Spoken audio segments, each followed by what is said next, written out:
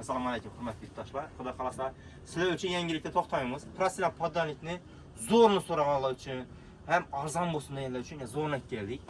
Bularni ko'rasizlar, xibishni seri varianti, yurakli qizil varianti. Ina bir ina hamma yaxshi yerdan gelin qizlara xo'jalikda ishlamakka zo'r variantli, yurakli.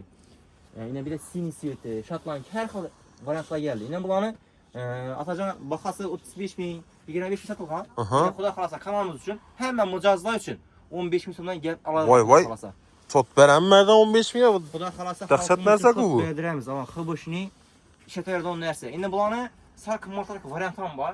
Buni olib yurgan mijozlarimiz hamma biladi. Ina mindi variantlari bor. Dahshat narsalar. Bular 35 ming so'm. Bu da yanıp turibdi-ku bu. Ama bu Qalınroq-ku bu. Qalin. Endi her narsa pulga loyiq, lekin bo'lmayman emas. Hisobob, o'ng'ayli, zo'r narsa. Endi men ko'proq borsa, umr uzoqroq borsa, mijozlar uchun meni qalinroqlarni kelib ko'pmiz. Narxini 35 ming so'mdan qo'yamiz. Bu hurmatli podpисчиклар bu hazatga yotaveradigan ekan bu. Yurib qaranglar bu. Yanıp turibdi bu narsa, yanıp. O'tgan videomizda ko'rsatgan variantlarimiz bor edi. Hava. 25 ming so'm chiqqan. Bular ham bor, har xil variantlari, har xil gullari bor.